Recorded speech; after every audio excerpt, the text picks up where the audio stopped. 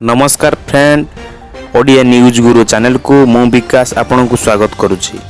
Ration card धारी सरकार कले बड़ घोषणा लागू हैला नियम। एही लोगों को मिलिबो नाही राशन कार्ड तालिकारु हटिबो नाम। शीघ्र करंतु एही काम, नहले मिलिबो नाही चाउल। जदि आपण जणे राशन कार्ड पाइबा योग्य बा राशन कार्ड पाइछंती, जानि रखंतु एही गुरुत्वपूर्ण खबर। वीडियो को शेष जाए देखंतु, कारण सरकार करिसंती नियम रे बड़ परिवर्तन। संपूर्ण न्यूज जानिबा ता पूर्व जदि आम चैनल को प्रथम थर देखुचंती, सब्सक्राइब करी पाखर थिया बेल आइकन को प्रेस करंतु प्रत्येक दिन देश विदेशर टेक्निक खबर जानिया पय। राशन कार्ड हिताधिकारी पाई एक गुरुत्वपूर्ण खबर अछि। मागणा राशन रो अवधि सरकार वृद्धि करिसंती। एही समय मध्य खाद्य और सार्वजनिक बंटन विभाग राशन कार्ड नियम रे परिवर्तन आनिछंती।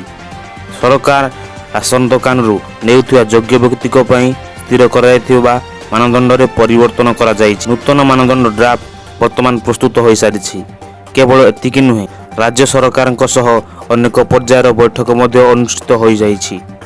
नुआ व्यवस्था रे कोन घटिबो आसंतु जानिबा।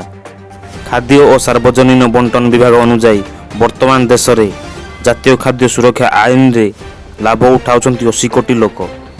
सेमानक भितरु लोक अछंती जे माने आर्थिक दृष्टि समृद्ध।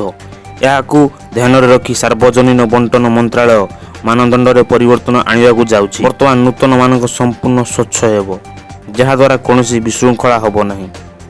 पर केवल योग्य व्यक्ति पाइबे। असहाय लोकन को ध्यान रे रखी एही परिवर्तन करा जाउछि। खाद्य और सार्वजनिक बंटन विभाग सूचना अनुसार वर्तमान पर्यंत 32 राज्य और केंद्र शासित अंचल रे one nation one ration card योजना कार्यकारी हो सारी। कोटी कोटी योग्य हिताधिकारी एथिरे लाभवान हेबे। अयोग्य हिताधिकारी नाम कटिबो।